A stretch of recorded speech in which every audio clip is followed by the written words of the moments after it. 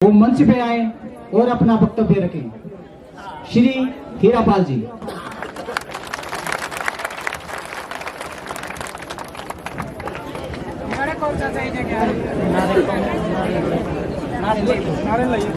बिल्कुल बिल्कुल बिल्कुल बिल्कुल भाई बिल्कुल। परम सम्मानित मंच व मेरे आदर के योग्य उपस्थित सभी भाई व बहनों, आदरणीय पत्रकार बंधुओं, मैं आप सभी का अपने दिल से हार्दिक स्वागत तथा अभिनंदन करता हूं। साथियों, कल आपने देखा होगा या सुना होगा कि अपने आप को हाटी कहलाने वाले लोग, उनकी एक महासभा रेणुका में हुई और उन्होंने वहां पर यह कहा कि हाटी से किसी को कोई नुकसान नहीं है। अगर ये जनजाति क्षेत्र होता है तो किसी को कोई नुकसान नहीं है।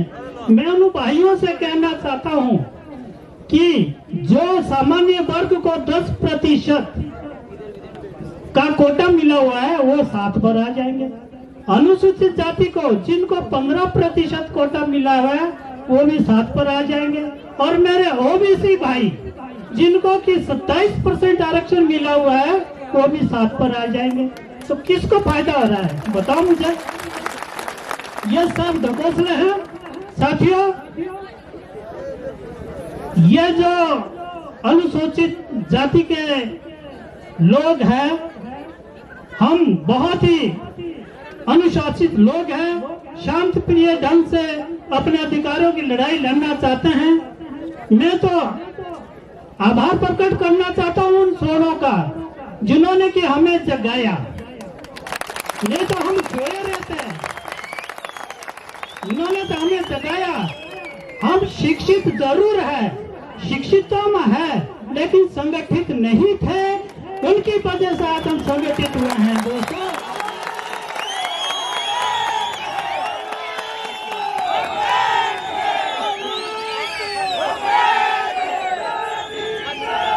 जहां तक हाटी का सवाल है, मैं अपने पुरानी आशा सुनता हूँ, अपने पुरानी आशा, क्योंकि मैं भी 70 साल की उम्र का आपके बीच में हूँ। मैंने अपने बुजुर्गों से सुना है कि ये हाटी हम है, ये तो मछाटी है। मछाटी ये हाटी नहीं है, मछाटी है। ये हमारे लिए ठाकुर है, हमारे को मथने वाले, हमको चलाने वाले मछाटी है, हाटी नहीं है ये लोग। और जब हम जब हम हाट पर जाते थे, जो कोई सबसे पहले जाता था, हमारा आदमी तीसरा लोतड़िया लाता, लोतड़िया लाता, तीसरा पहले लोतड़िया। और लोतड़िया शायद आप लोग नहीं जानते या जो भाषा नहीं समझते हैं, जैसे कॉलेजों में सीनियर स्टूडेंट उनकी रैगिंग करते थे ना जूनियर की, इसी तरह हमारे आदमियों का वो लोचड़ियां लगाते थे। तब एक बेली गुड़ की टेढ़ी पड़ती थी, एक बेली गुड़ की, तब अपनी जान छुड़ानी पड़ती थी। तो साथियों, हम तो बहुत खुशकिस्मत है जिन्होंने कि स्वतंत्र भारत में जन्म लिया है। और स्वतंत्र भारत में जन्म लेने के साथ जो बाबा साहब अम्बेडकर है, उन्होंने तब तक तो ये संविधान लागू कर दिया था, और जिसकी वजह से हम सब एकजुट है और शौक से अपने सभाएं कर रहे हैं। ये सब बाबा अम्बेडकर की मेहरबानी तो है।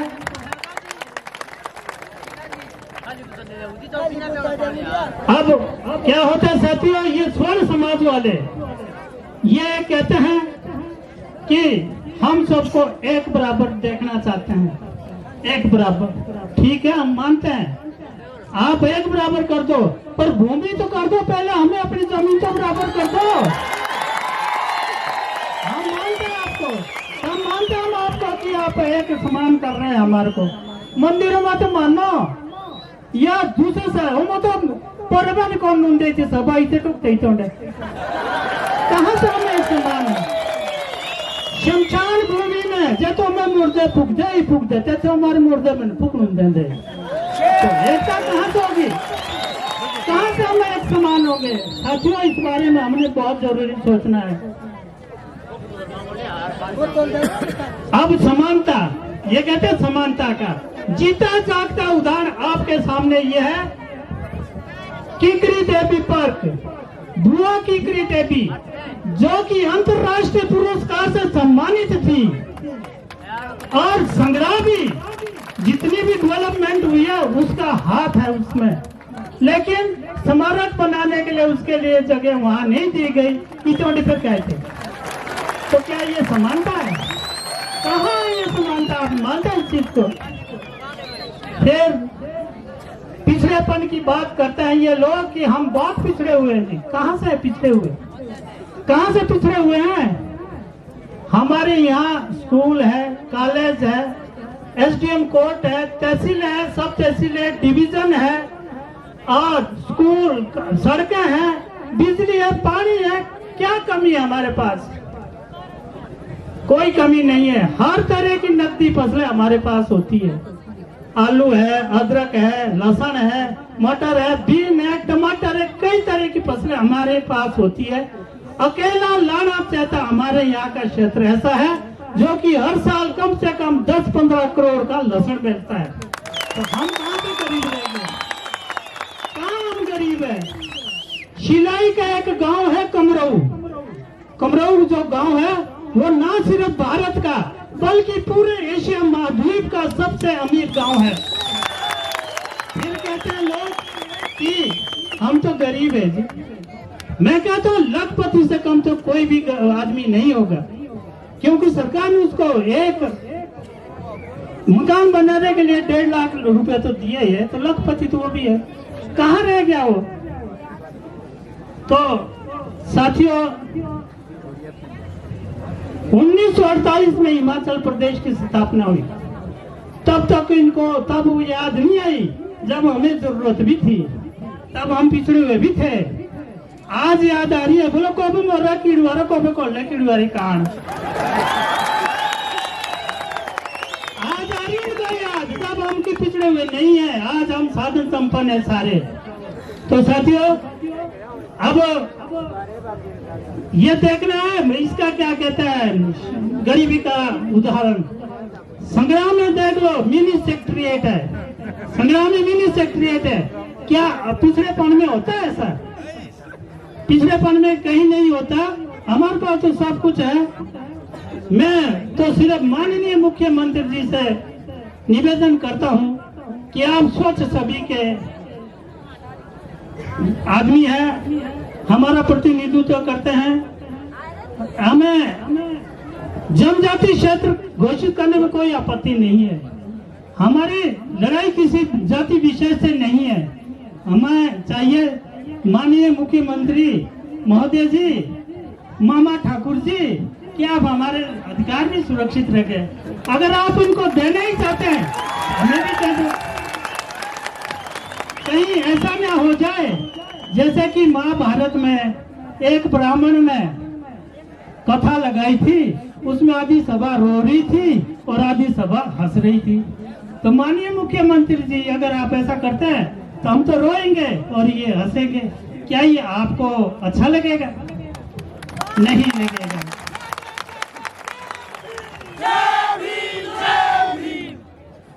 साथियों, हमारी ही बिरादरी के कुछ आदमी इनके साथ जा रहे हैं और हमारे खिलाफ कुछ भी बोल रहे हैं। तो ये ऐसे आदमी है जरा बांद्रो मुझे चूरोटुआ बोंदे चूरोटुआ।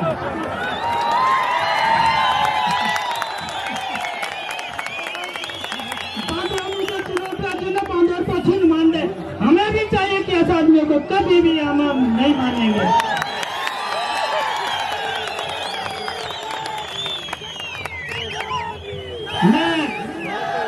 हमारे प्रतिनिधि जो कि विधानसभा या लोकसभा में या राज्यसभा में बैठे हुए हैं, उनसे भी मेरा नम्र निवेदन है कि कृपया जब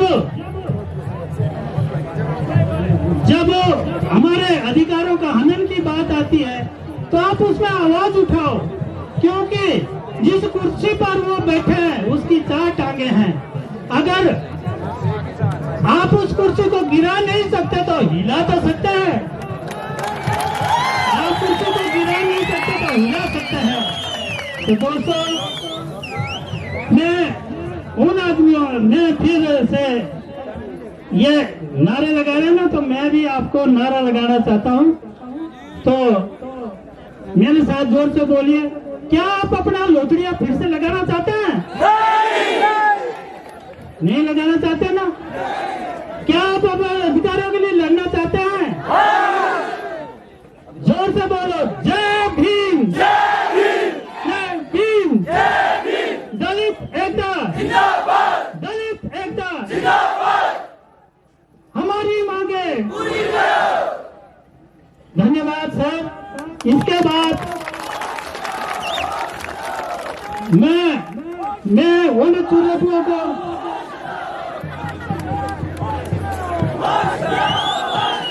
धन्यवाद साहब। थोड़ा क्योंकि समय का अभाव है और मेरे बोलने थी बोइतरों का आकोन्या से मान देती है।